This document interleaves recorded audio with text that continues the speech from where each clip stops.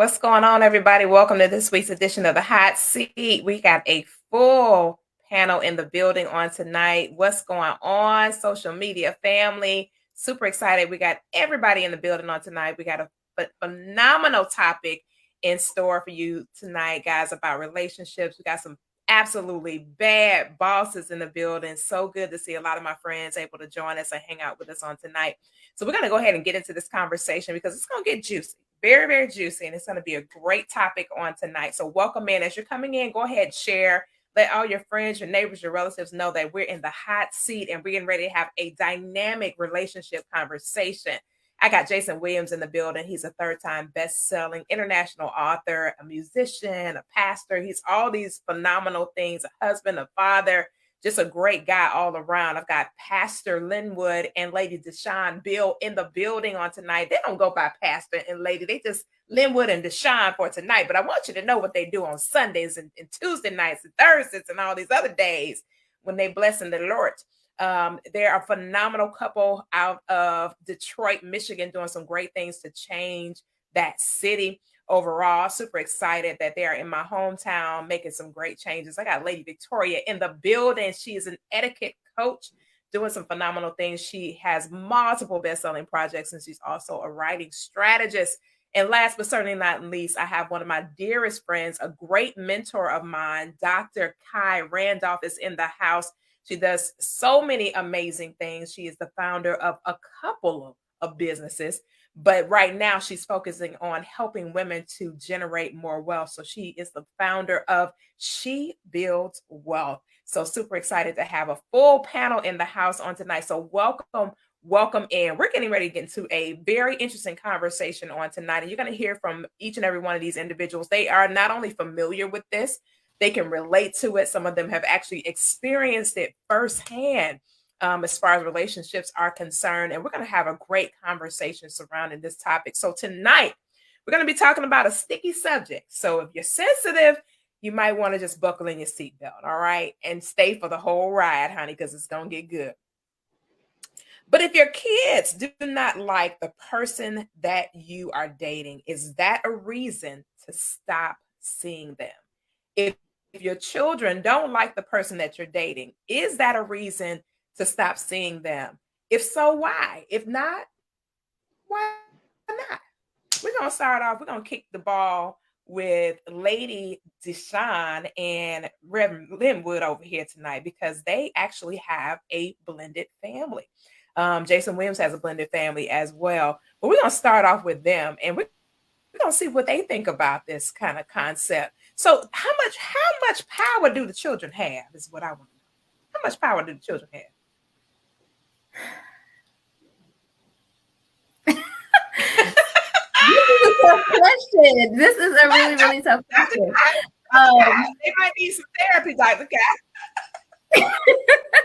So Koffe, if I can be way too quiet.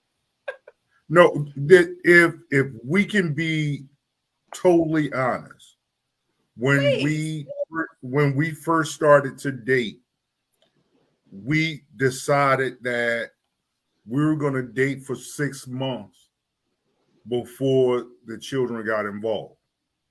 And as you know, my Lord, that didn't happen because we were married in 6 months.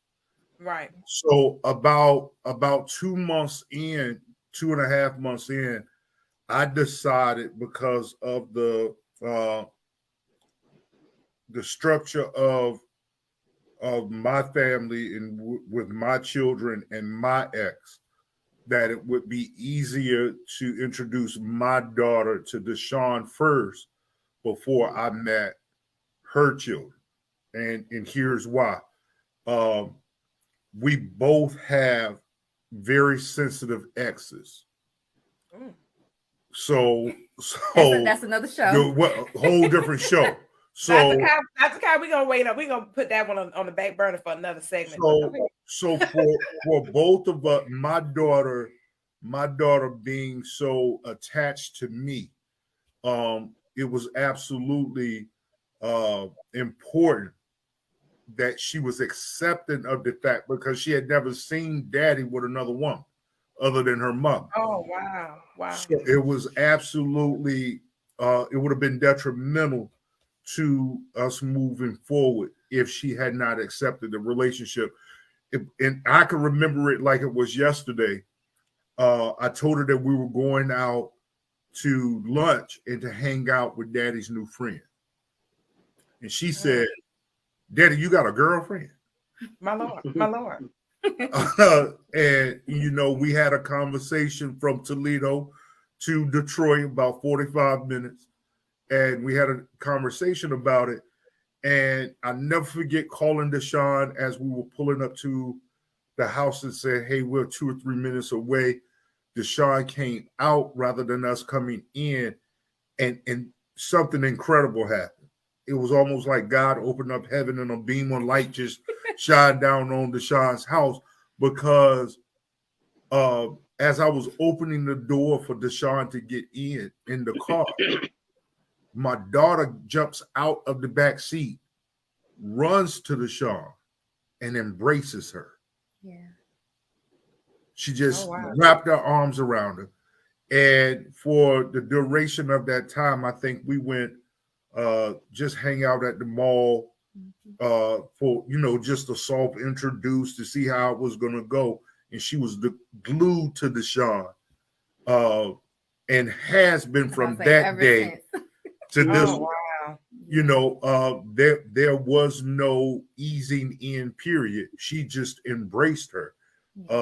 So in my case, my daughter had a lot of influence on the direction of the relationship, or watch this, she could have ended it. She could have ended the relationship, or she could have paused the relationship in kind of given a sense of direction in which it would go, because of the closeness that I have in the, you know, the bond that I have with my daughter, and likewise with the 2 children that Deshaun brought into the relationship. I think on my side, I let her share that. My side is a bit different, because my children aren't as easy. It wasn't as easy with mine, and I knew going into it wouldn't be. And so at the start of it, I was more so like, yeah, let's wait it out. Let's see where this goes before I just bring you to the kids, then make it known to their dad and all of this. Not that there was still any relationship or mingled ties or anything like that. I knew where my children were emotionally and mentally as far as me and their dad in the divorce. We had been separated for 5-6 years. We had been divorced for about 5 or 6 years before me and Linwood met. And they are very much so attached to their dad, but they're also attached to me. So them seeing him come around, I know that it was going to kind of be a little, who is this? Let's see what he about. Let's feel him out, figure him out type thing with my children. It wasn't going to be, oh, give us a hug, Rainbow Dad, yay. No, it was kind of like, yeah, who you? Let's see what you about with mine. And that's why I'm kind of on the fence. I don't believe that children dictate a relationship. I don't believe that I would have necessarily ended it if there was a bit of strife there. However, I do take into consideration how they feel and their reasons why they may have said, Mom, I am not feeling him. You know, I know my daughter is a bit sassy. So if she say, yeah, not him, if she say, yeah, not him, me and her have to have a conversation and let's see why. Because I've learned that children always have a reason why. If they're standoffish to an adult, or they're like, I don't want to be around this person, I don't want to talk to them, no. They sense things. So I want to talk through it and see what they sense. Maybe I need to ask more questions. Maybe I need to slow down. Maybe I need to pull back. That doesn't necessarily mean to let the relationship go, but let's slow down a bit. Let's explore this. Let's see what changes. And in the beginning, it was rough. I think even now, sometimes we still have some struggles when it comes to my children, because they're still learning loyalty, right? So they're trying to figure out the space where they can be loyal to their dad, love their dad, and still be friends and have loyalty and love Linwood as well. So we're still in that space, and we're 2 years in now, and they're still in that space. And part of that is dealing with the exes. You know, when everybody's not necessarily on the same page or as accepting as everyone moving on, it makes things a little bit harder. So I say you have to talk to the children, be open, be honest, have a conversation, and see what their concerns are, what the issues are. And it may just be children being children. They're clingy to their parents and they just want you to themselves. They're afraid of change and they don't want to see their family dynamic change. So I say have a conversation and see where it goes. It may not be worth throwing away, but who knows? You may find out something that the children seen all along and you may need to. I like it. Jason, what is your thoughts on that? I know you have a blended situation as well, as far as your family is concerned. Talk to us about this. How much power do the children actually have? I think it just depends on the parents, on how much power they allow their children to have. Because ultimately, a child, depending on their age, doesn't know anything. And I understand what was just said, that you want to be considerate of the child's feelings. But a lot of times, from what I've learned from my personal situations, I've never really had an issue with people, children like me. I've never had an issue with a child coming and saying, "Oh, I don't like him." But I think it's because of the approach. My approach is never to come in, "I'm your new daddy," or "I'm this dude, I'm this, I'm or that." It's just, "Hey, how you doing? What's your name? Meet you, you meet me." I treat the child just like I would treat a new adult. But I think sometimes children, especially with blended families, especially younger children always want to see their parents together. No matter how odd the relationship may be, younger children are always like, "Mommy and daddy can still get back together." And I think in the back of their minds, they're always hoping that happens. So when a new person comes in, a lot of times, I'm not gonna say all the time, but a lot of times it's a test. It's a test because they want to see, if they can keep you away long enough for mommy or daddy to kind of come back in, and then we're all a family again. Whether you were there from birth or not. Because I know my daughter was like that. She was just like, "Look, at some point you and my mom will get back together." And it was like, "Nah, it's not gonna happen." But she always had that in the back of her head. And it didn't matter who came. She wouldn't be rude, but she would always be kind of standoffish. And you would have to kind of break that down for her. Like, I don't know you, you're not my mama. Right. And that's literally what she was like. She was like, "Yeah, okay, he likes you. I don't know you. You ain't my mama." Right. Right. So for her, it was more of, you have to figure out a way to kind of break those walls. Because if I do it, it's just going to be temporary, because she's going to do it because I asked her, not because she wanted to. And I think a lot of times you just need to take that into consideration, especially when you're walking into a blended family. Everything ain't gonna be gravy. I've never asked a child to call me dad, father, whatever. Not until they wanted to. If they chose to, they chose to. My name is Jason on my birth certificate. It ain't dad, it ain't father, it's Jason. Call me Jason. I mean, Mr. Jason, if you're a young child, you know what I mean. I was gonna say, I need you to clarify that for the audience, because we don't call nobody by their first name and their in the child's ministry. We don't do all that first name. Let me clarify for you though, because honestly, I grew up in New York, and a lot of my adult, my parents' adult friends, there were no Mr. and Mrs. on it, and that's just the way we were. When we grew up in New York, we called you by your first name as a kid. Like my uncles, I didn't call them uncles till I was my uncle and aunts till I was in my 20s. So technically, just for the sake of clarity, not disrespect. Now there was a way to say it. You didn't just call. I was gonna say. Yeah, right. I mean, there was no Mr. Y'all Mrs. may be Right. Y'all may not be on the Mr. and Mrs., but you're gonna come correct when you say my name. Oh, for Period. sure, It's not for gonna sure. be, you're not gonna be sideways saying my name. Now don't get yourself busted in the eye. Please don't Right. do it. Please. All day, every day. Please. But Please. for kids, we really have to. You have to be sensitive, especially the new parent coming around someone else's kid. But also the parent with the child has to be cognizant of the fact that you know your child.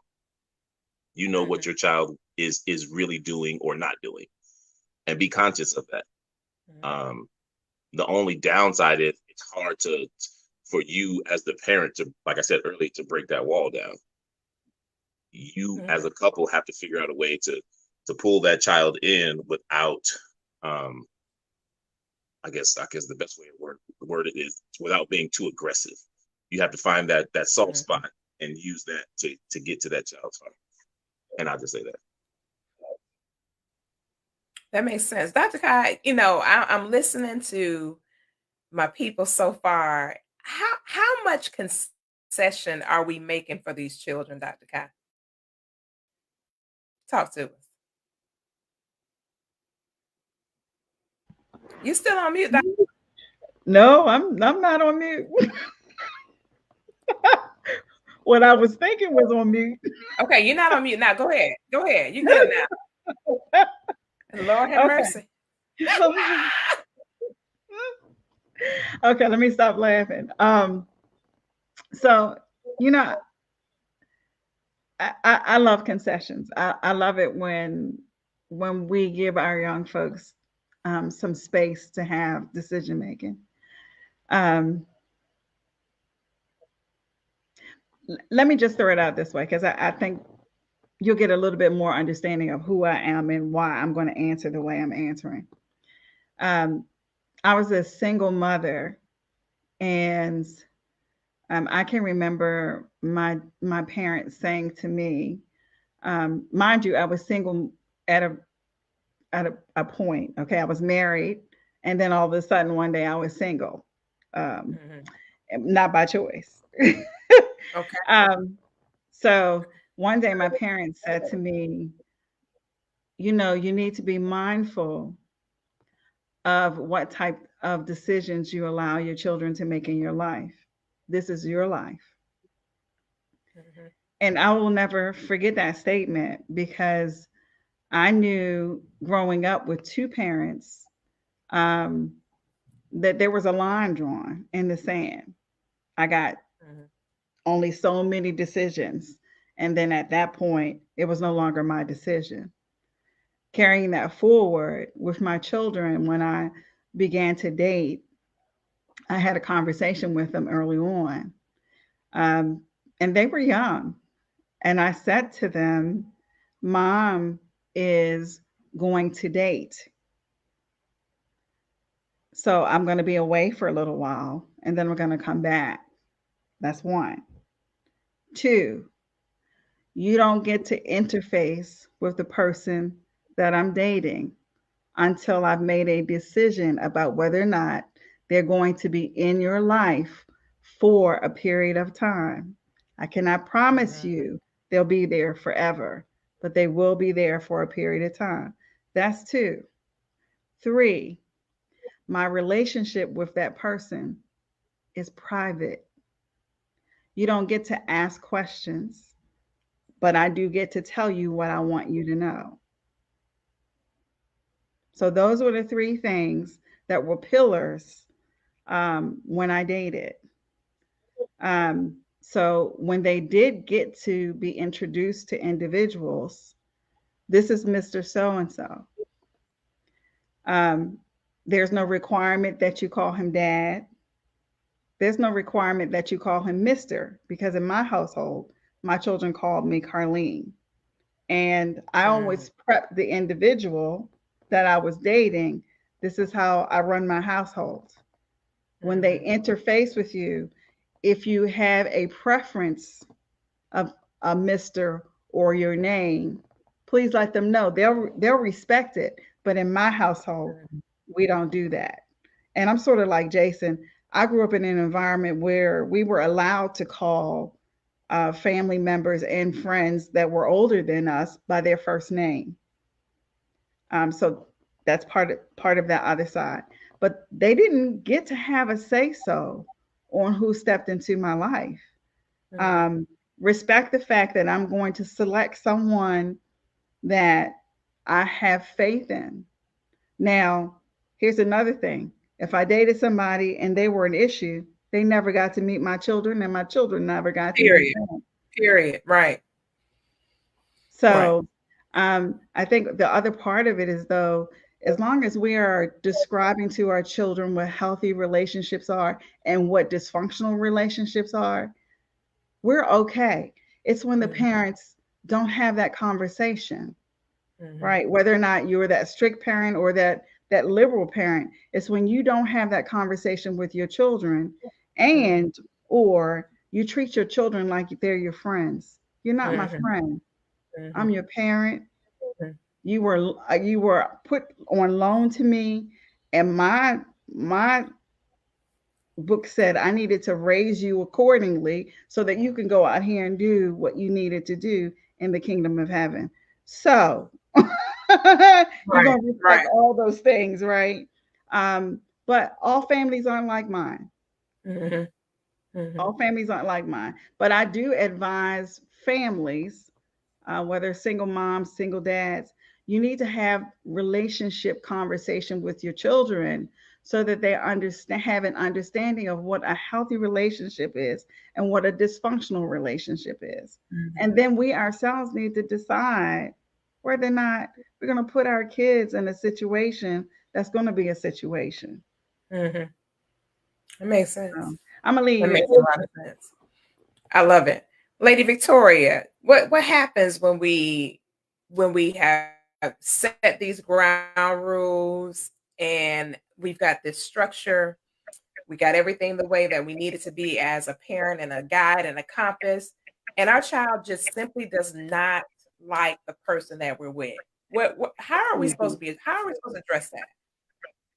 Well, I think Dr. Kai touched on a number of points that I was going to make. And I think a valid point for all parents to consider is, what was the status of your previous relationship that your children had a full view of before the divorce, the separation, death?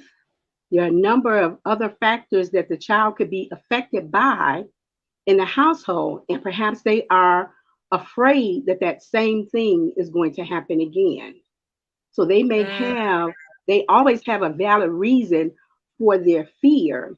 And I think that it is the parents' exclusive job to do a thorough investigation of what their child is afraid of, why they feel the way they do, all of those things, before there's even any interaction or even any talk about your dating. Sharing that information with your child. The age of the child matters as well. You might have minor children still living under your roof, but you have adult children that live somewhere else. So you have to consider the maturity level of those different age groups as well. And again, the adult child and the minor child needs to have their questions answered and their feelings validated.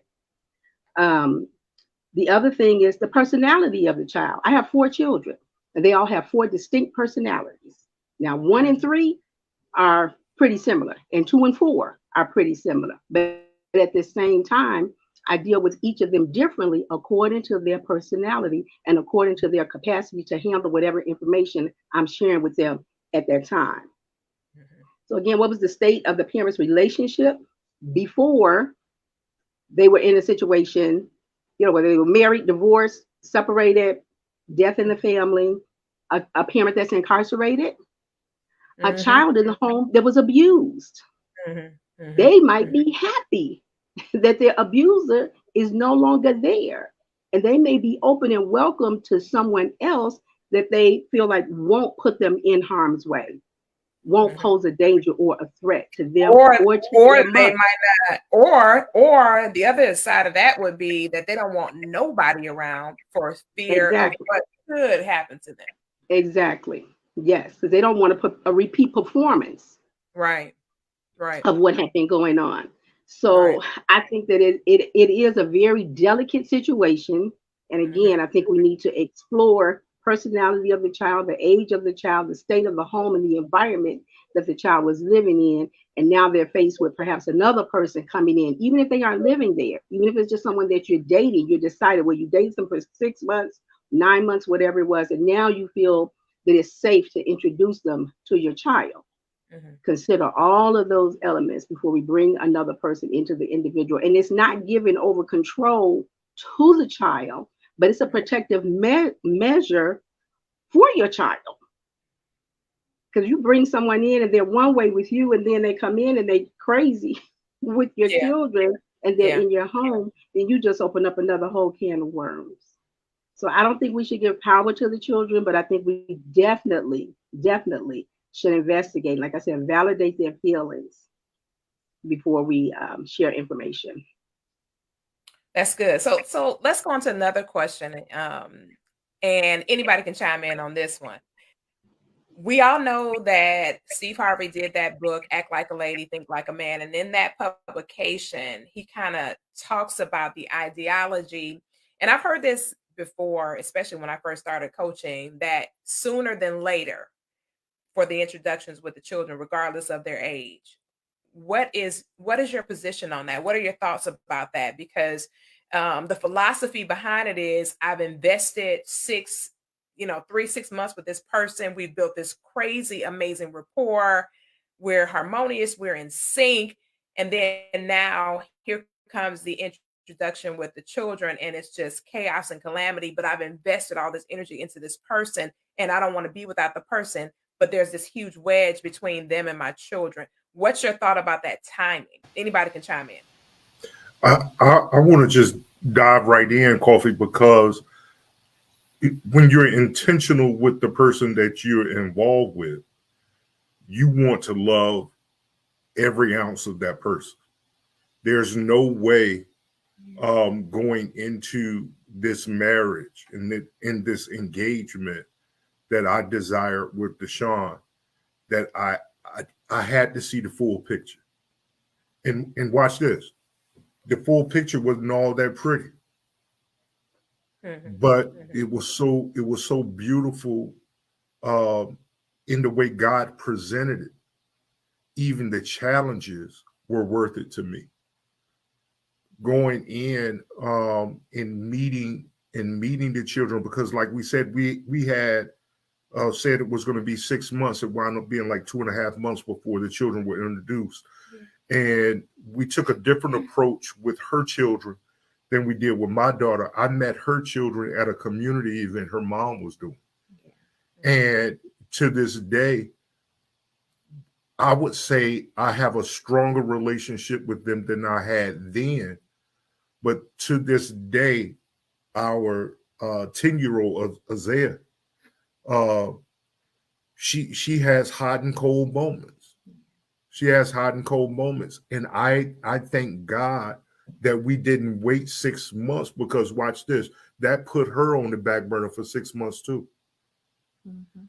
That put her on. That is, yeah, We that's a would good thought. we would have been 6 months involved, six Mhm, months invested, mhm. and this baby sitting over here not even knowing what Mama and Linwood doing.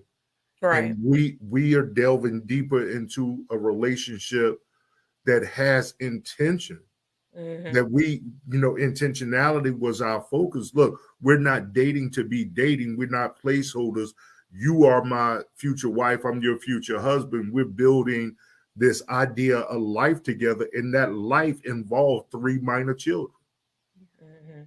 So in that, as Lady Victoria said, I had 2 adult children as well, and 3 grandchildren. So, and when Y'all got a lot of people over there at the church, Linwood. My God. listen, I've been daddy since I listen, I've been daddy since I was 16 years old. My Lord. And my granddaughter Coffee, when she first met Deshaun, She's the rebel. She like, she was the one that wasn't even the children. It was my oldest granddaughter. My oldest granddaughter said, "Big Daddy, what you doing with that young girl?" My Lord. Sure did. Yeah. She was, well, I think Manaya was at the time, she was 10. I think. She was 10 because she's about to be 13. Well, she just turned 13. And she said, Big Daddy, what you doing with that young girl? And I said, I had to say, Manaya, that's an adult. Now, mind you, another sidebar for another show that you'll invite me for in a few weeks. Yeah. Deshaun is only 8 years older than my oldest daughter. Oh, mighty Christ. So there were so many different dynamics involved in blending this family. Mm-hmm. That it wasn't just the children, but we were dealing with grandchildren issues and all these kind of different issues. But I think that introducing everyone in the timing that we did gave them time to understand how serious we were about being with each other. Mm-hmm. Because you got to understand, after the children being introduced at 2.5 months, 3.5 months later, we were married. Mm-hmm. Mm-hmm. So we the way we moved, we didn't have a choice but to introduce the children and the grandchildren into our lives because of the intentionality that we had toward one another. Yeah. And I think moving in, me personally, I was the one that's like, yeah, let's wait, let's ease them into it. Mm-hmm. But I was thinking more so of, I know where my children were, right? Even though me and their dad had been separated for a while, there was a lot of strife, turmoil, moral drama, and they were still dealing with a lot with the separation and being, pulled one way and not knowing, where to go, what to do, who should I talk to, who do I like, can you do that? My dad said, so it was a lot that went along with it, with dealing with my children versus, his daughter who had never seen him with anybody else, right? That mm-hmm. It was pretty much a clean break. They were done. It was over with. Where on the other side, I was dealing with a whole lot more. So me wanting to kind of slow it down some was because I was thinking of them and not trying to put too much on them. And like he said, even now, my daughter still has hot and cold moments where like she's good and he's her best friend. Like they run around the house like kids and I'm screaming. And then there's days like she may have been with her dad for a few days and then she come home and it's like, okay, we got to warm up again. Mm-hmm. And I try to explain it to him because I don't take it personal. She does it to me too. It's just mm-hmm. something about when she goes there and comes back. Right. Right. Back into the route, even with school, get her back into a school routine, get her back into, hey, you don't do that here, do that there, right. Those type of things. So it's nothing personal. She's just really still adapting to this new life. It's taking her longer to understand that mommy and daddy are divorced. We will never be together again. This is your new normal. Mm-hmm. And so while he didn't really have that adjustment period or that much of an adjustment period with his daughter, it's been more and it's been harder with my kids. So and that makes sense because there's two different lifestyles that your children are experiencing. And there's not, and sound based on what you guys are saying, there is no similarities to the lives. Oh no. So they're going from our marriage is a definition of work. Yeah. And the other part of that is, when I went through my divorce, my daughter was with me. She was originally with me, so that bond was built. That there was a trust that I believe, even though she was youngest, and she's the youngest child in the marriage now, being that she had been with dad and only been with mom on weekends until just before Deshaun came into my life, I believe that even though she hadn't seen me with another woman, there was a trust that I wouldn't bring anyone around that didn't have her best interests at heart. Mm-hmm. So, there was a different mindset. And, Deshaun, all of our children are spoiled. Rotten. Like rotten. All of them. All mine, biological, her, they're all just rotten. So just bringing them in sooner, Coffee, I believe, has helped us sustain healthy relationships with them because they didn't feel a sense of we were hiding anything. Yeah. They and in my conversations with God knows I'll be glad when this boy is grown and on his own. But her son, in having very candid personal conversations with him, he appreciated the fact that he was, brought into the loop. He had questions and I answered them. He even now, when we laugh and joke about things, he asks, "How long have you been around? How much do you know about my upbringing?" Because just certain things, and I'm sure Pastor Jason will be able to attest to this. When you're dealing with a male child and you're bonding with a male child that is not yours, just simple things that you can say as a man that he might be able to relate to, and not trying to father him, but just mentoring him in just masculine, period. Yeah. Right. Then it brings, as an adolescent, it brings to question, well, how much do you know about me since you know so much about this situation? And I have to sit down with him and talk to him about, life, and let him know that this is not because I was your mom's sneaky link and I know who you are as a child, because that's not the case. It's just I know these things just because I have been where you are. I've been 16. I've been 17. And I think that has been what has helped us cultivate a relationship even outside of our marriage. So bringing him in early, talking to him, being honest with him, letting him know that he's a part of the relationship actually helped me develop a relationship with him.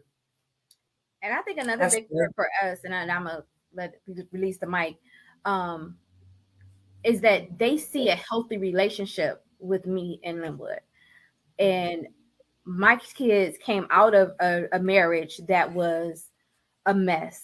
It was very unhealthy. It was toxic. It was everything that a relationship, a marriage should not be.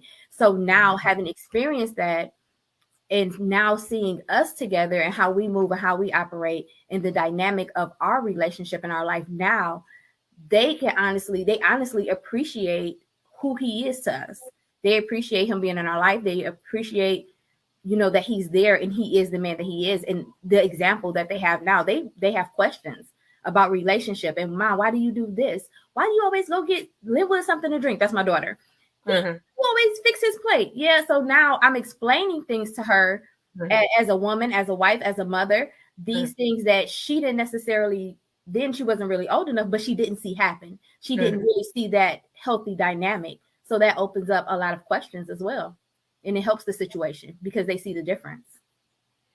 And Dr. Kai, you brought up a point about a great point, actually, about us as adults being whole, being totally healthy before we start, building these bonds with other people that we choose to be in relationships.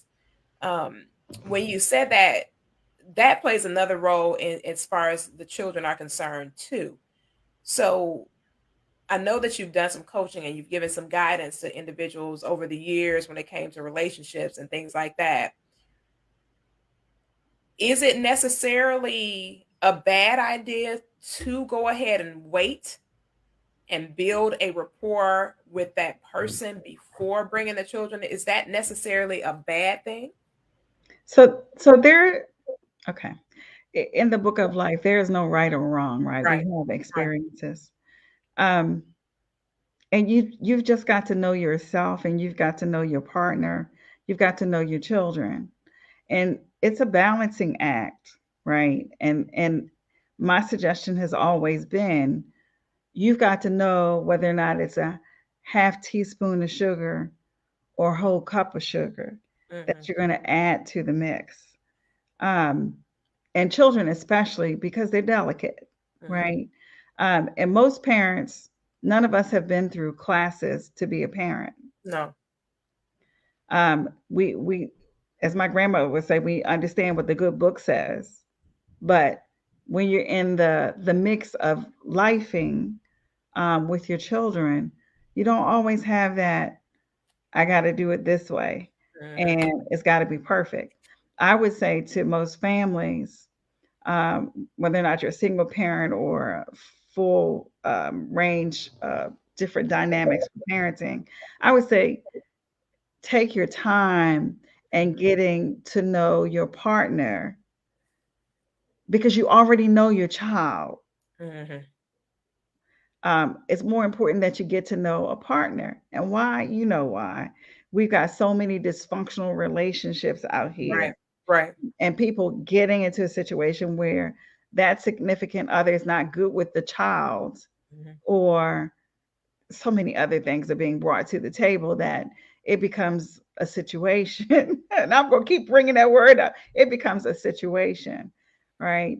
So as long as we're whole, because a lot of times people rush from one relationship and into another without being whole, right? And there's no time frame on how long it takes you to become whole, but there are moments that you know whether or not you are whole or not. Mm-hmm. There's a difference between loving and longing for a person, Mm-hmm. That's a fact. and and the adult has to be able to understand that and explain that to the children so Mm-hmm. that they can see what the difference is, right? And they may not ever get to see you longing for a person, or they may, depending on where you are in your wholeness or lack thereof, Mm-hmm. right? So there's a lot that goes into that. And so my wish and my prayer for those out there who are watching us is that you find yourself in a place of wholeness. If you're not, don't dare entertain a person to take it to the next level. It's okay to date and you're not whole, but make sure you're finding your way to wholeness. Mm-hmm. And you need to be respectful and allow other people to know that you're not whole, Mm-hmm. right?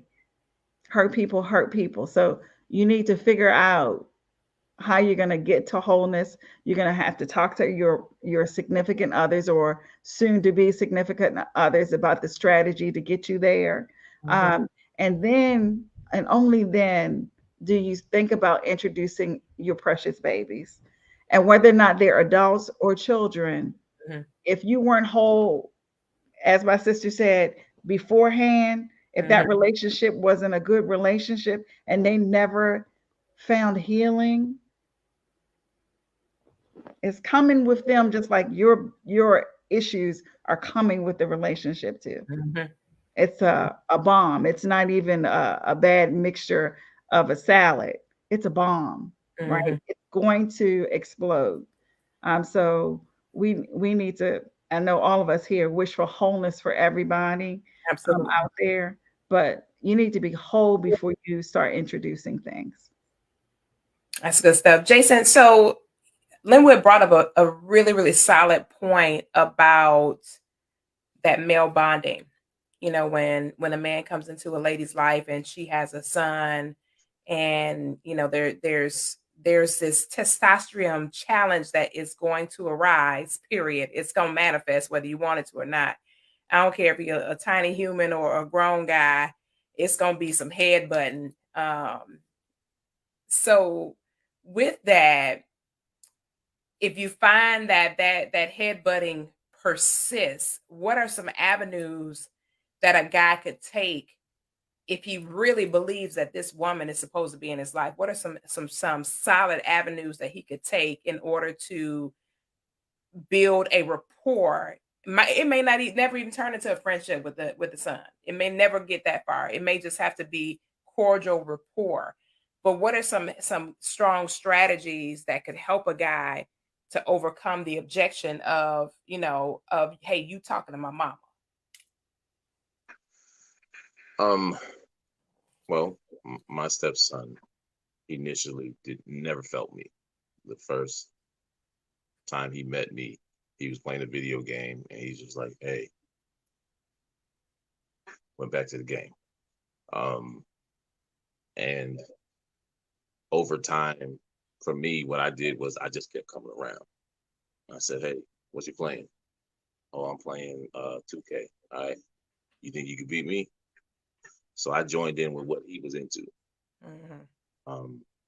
Then, as Linwood said, there were times he would be going through stuff, especially like with his dad at the time.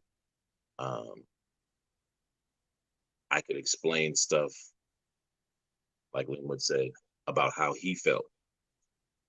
And he was like, how do you know? I said, dude, I used to be you. I said, there's a lot of things I can tell you just from being a man, period. Growing up as a kid, I used to be your age. So I know exactly how you think. And I would always do that. I would always tell him how he was thinking about a situation while he was going through it. And I think that broke down a lot of walls, because he felt like I wasn't in it just for his mom and didn't care about him. Because a lot of times guys get in it, and it's like, look, it may be a package deal, but you're the only package I'm concerned about. And the reality is you have to be sensitive as the incoming parent to a child, that child, that's their mama. There were a lot of things his mother would do that I wouldn't do to him. She could yell, scream, and holler, and da-da-da-da-da. I'd be like, look, come here, let me talk to you for a second. Now, you know your mother said this. You know your mother said this. Why don't you just listen? So you don't have to hear all of that. But the reason I was completely the opposite was because I wanted him to see that you get to pick and choose the type of adult you choose to be. Your environment, we are all products of our environment, but your environment doesn't, in its totality, dictate who you are. And it got to a point where his mom is like, oh my God, he acts just like you. And I could tell her, I said, honestly, it's not that he acts like me, he's becoming a man. And you need to separate the two. He's not being me, he's being the man in him. But because I was trying to show him a solid man, he just followed the same steps. Because he saw, I don't have to be this way. I can be exactly what I see. I don't have to let my emotions take control of me. Because initially he was like that. No disrespect to any woman, but a single woman raising a boy, sometimes the boys end up a little bit emotional because that's all they know. Right. But when they get around a man that's just like, calm down, relax. We're gonna be all right. We're gonna get through this. We're gonna get through that. And you can start seeing the boys like, okay, I see a little difference. And even female children will see the difference. Understand that the man doesn't have to be boisterous. He doesn't have to be, I'm the man of the house. Blah, blah, blah, blah. He can be the calm, cool cat and be in the house and be like, look, this is what we're gonna do. Everything's gonna be all right, no matter what the situations are. But you have to be willing to see it for what it really is, and don't ignore it as child just being a child. No, you have to really be a parent, even for a child that's not yours. And sometimes that's hard, especially for a man. Because I know for me, I wasn't spending a whole lot of time because of the dynamics between my son's mom and me. So spending a lot of time with him was cool, my stepson.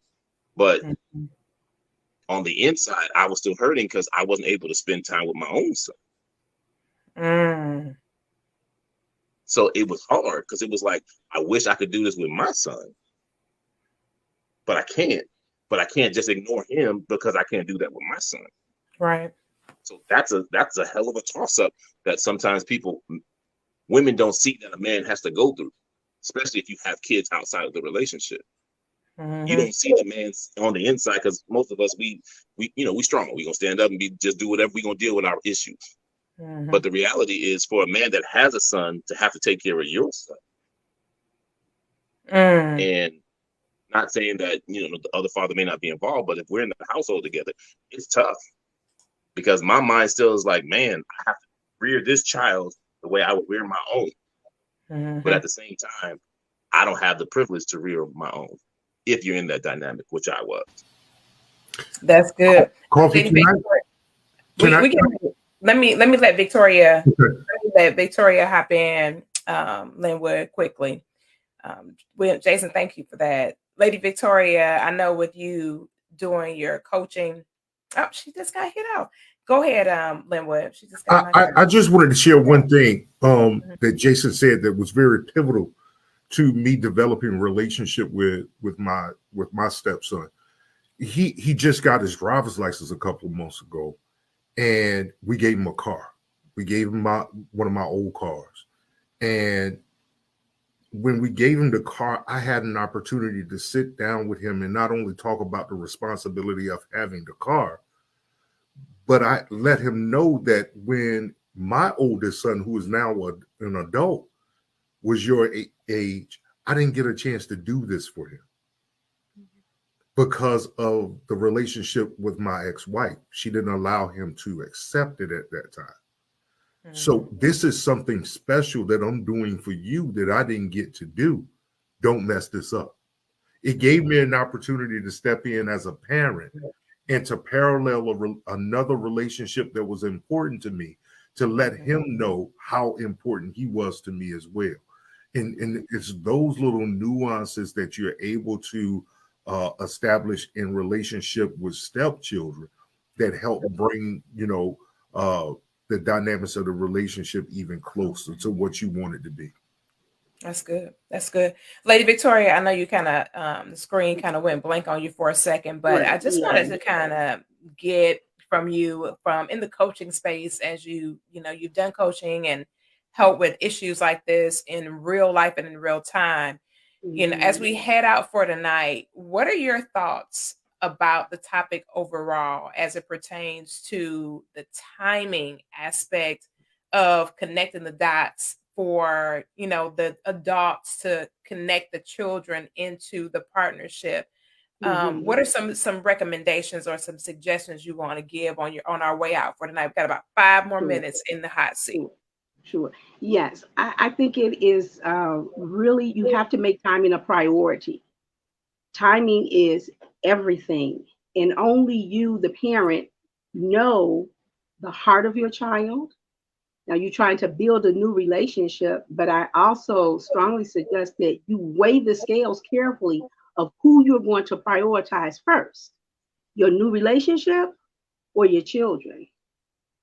And I think that is key. It is essential that you weigh that out carefully. And just real quick, you were talking about that, and I was thinking this whole time, would I share this information in my mentoring space? I have a mentoring program for preteens and teenage young girls. And I had the opportunity just yesterday to unexpectedly spend hours. What was supposed to be a 20-minute talk ended up being over 2 hours of talking with a young lady, a teenager, that is just in this space where the absent parent, her dad, isn't in the picture the way she wants him to, but her having walked alongside him in his personal journey for new relationships for years. And she was there to see too many things that she should not have seen and to experience too many things that she should not have experienced. And those were her own words. So we have to prioritize our children. A new relationship is great. It's great to come into that headspace, but I think timing is essential, and weigh the scales heavily as to who you prioritize first, the new person in your life or your children. Those are my final thoughts. Thank you, Koffe. Awesome. That's what's up. Well, we are literally at the top of the hour. It is now 8:56. So we're going to have a 30-minute rapid round for closing thoughts and ideas as we head out for the evening. Thank you to all of our panelists. Phenomenal conversation tonight. Super excited that you all accepted the invitation to come on. I knew we were going to get some great feedback and some solid information on how we can forge forward relationally and still have everything intact, the love we want and the lasting relationship, healthy relationship with our family. So Dr. Kama, yield over to you. We're going to do some 30-second quick suggestions and thoughts as we head out for tonight. Yeah, I'm going to go back to the statement I made a little bit earlier. I I think that you need to ensure that you are whole. Um, if not in the midst of your dating, um, into a permanent relationship. Um, it is so important to make sure that you're whole. It is important to make sure the individual that you're dealing with is whole or in their walk to wholeness. And then, as Lady Victoria said, you got to make sure you prioritize which one comes first. And quite often, some of us may say, my kids come first. Some will say, my significant other comes first. But make sure that you are in a whole place and a healthy place so that you can make the appropriate decision for prioritizing which one comes first. And with that, I'm going to yield back to you. That's good. That's good. Jason? I'll just say, know who you are, know where you are, and know where you're going. Because when you know those three things, it makes it a little bit easier to deal with the obstacles. Because you don't let external things from who you are, where you're going, but they can affect where you are. Because sometimes you have to make the decision of where I am may not be the place I need to be. But you need to know those things before you get into a situation, especially with blended families. And just be cognizant of those things. Everything will be all right. Awesome. I love it. Linwood and Deshawn?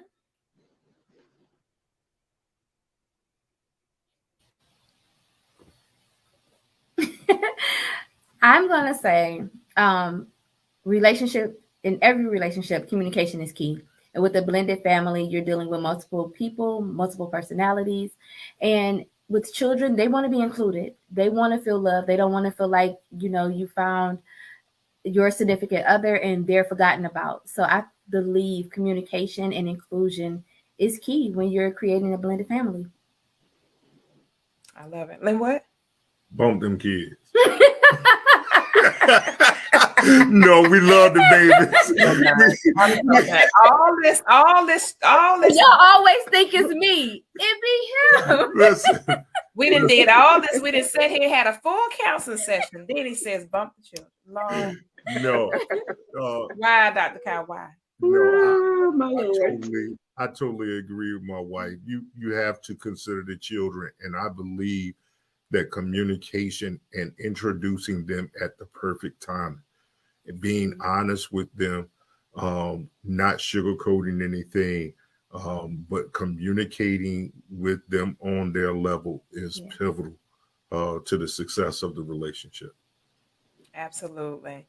And last, my final toxic thought for tonight, people come and go, but guess what? Those children gonna be with you for the rest of your life. So choose wisely. Choose very, very wisely. With that being said, thank you guys for hopping in, hanging out with us on tonight. We appreciate seeing everybody in the building with us tonight. We'll see you guys again next week on another edition of the Hot Seat. Until then, grace, peace, and blessings. And we'll see you guys. Good night, everybody. And thank you to all of our fantastic panelists. We'll see you guys again soon.